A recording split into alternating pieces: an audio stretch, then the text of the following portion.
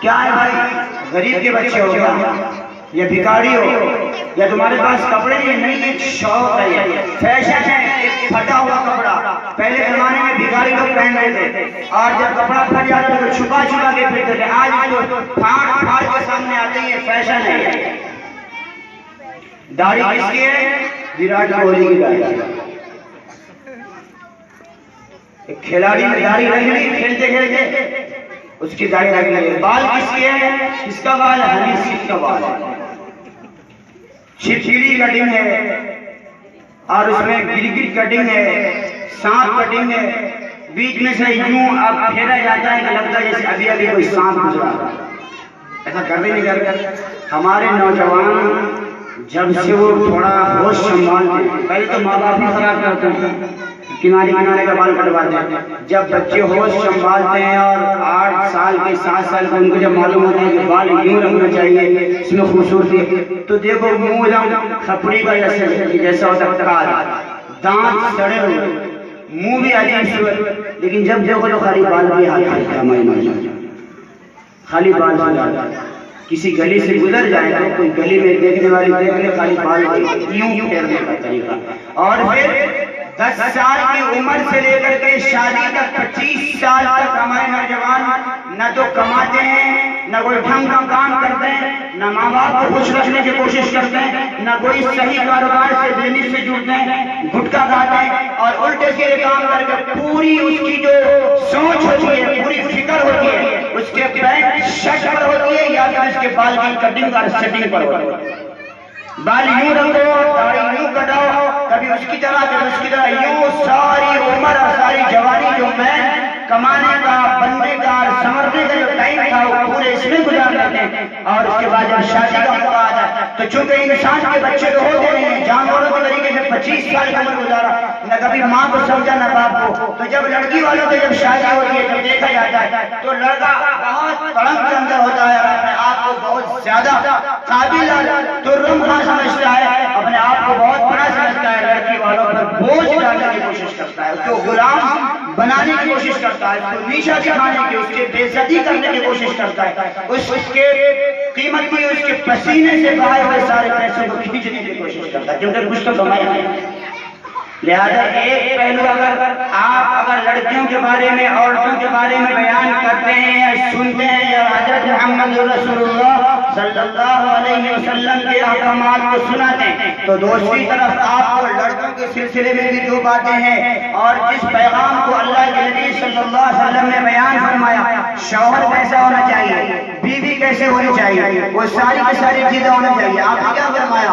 بیوی کیسے ہونی چاہیے، تو آپ نے لڑکوں کے بارے میں فرمایا، کیا فرمایا؟ دیکھو اگر تمہاری بیوی ایسی ہے، آپ نے فرمایا کوئی بیوی ایسی ہے کہ گھر میں شوہر داخل ہوا اور بیوی سلام کرتی ہے،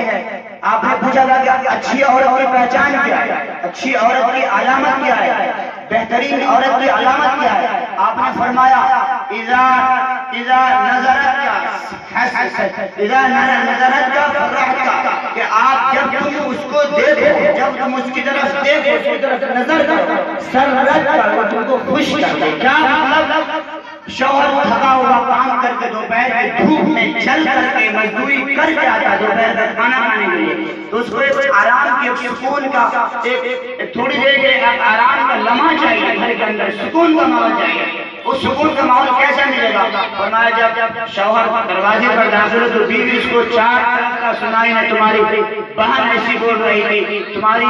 ماں ایسا بول رہی تھی، تمہارے گھر میں ایسا ہوا، وہ نہ سنائے۔ شوہر آیا ہے مسکراتے ہوئے استقبال کرے، گلاس کا پانی پیش کرے، فرمایا اذا نظرت کا سررت کا، جب تجھے دیکھے تو تجھے خوش کر دے، دیکھتے ہی تھکان کم ہو جائے۔ اگر ایسی بیوی ہے تو سمجھو کہ کامیاب آدمی بھی۔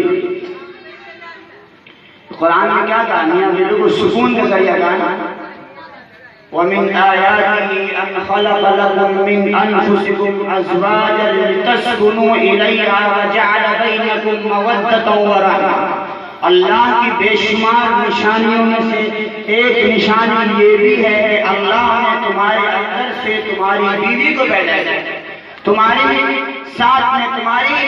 جنس سے، تمہاری صنف سے ایک عورت کو، تمہاری بیوی کو پیدا کیا۔ کیوں پیدا کیا؟ بیوی اور میاں بیوی کو پیدا کرنے کا فائدہ کیا فرمایا لتسکنوا الیہا، لتسکنوا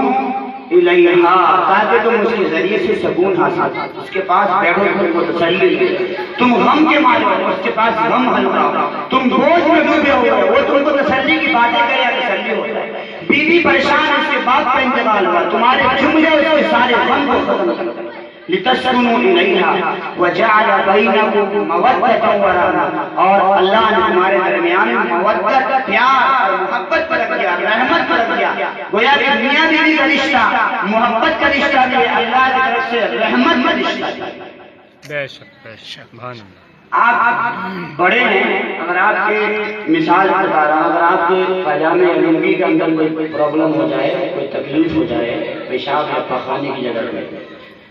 تو اگر ماں یا کوئی بڑی بہن اگر علاج کرے گی تو اگر وہ دوا لگائے گی تو شرم تو آئے گی نا، لیکن ایک ہستی ایسی بھی ہے اگر وہ لگائے تو اس کے لگانے اور اس کے دیکھنے میں کوئی گناہ نہیں ہے، اور وہ کھول کر کے دل کھول کر وہ ہیلپ کرتی نہیں کرتی وہ بیوی، ایسا ہے یہ۔ اللہ تعالیٰ نے یہ جو اندرونی جو چیزیں ہیں، اندرونی ضرورتیں ہیں، اس کو پورا کرنے کے لیے میاں بیوی کا رشتہ بنا۔ تو کیا نصف الایمان، النظافت نصف الایمان،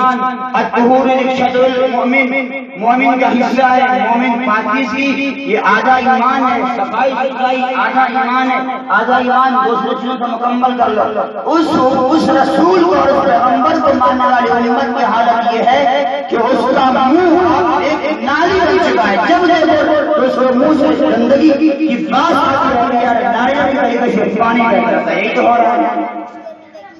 ہمارے نوجوانوں کی صورتحال ہے، اور ہم یہ سوچتے ہیں کہ دانت دیکھو تو لگتا ہے کہ ایک کوئی ایسی دیوار ہے جو بالکل بیت الخلا کی جو دیوار ہے ان کی سڑ جانے کے بعد وہ دیوار ہمارے بچوں کے دانتیں بنے، اور آگے دیکھو بات جب کی جاتی ہے گٹکا کھا کر کے اس کا گلا ایسا سڑا ہوا ہوتا ہے، جو بات کرتا ہے تو پاگل پن کی نسی آتی ہے، بچوں یہ آواز نہیں کرتے، بول بھی نہیں پاتا۔ تو شادی کے موقع پر لڑکیوں کے سارے اخلاق اور اس کی صفات دیکھے جاتے ہیں، لیکن لڑکوں کے لگتا ہے آسمان سے ابھی اترا ہے۔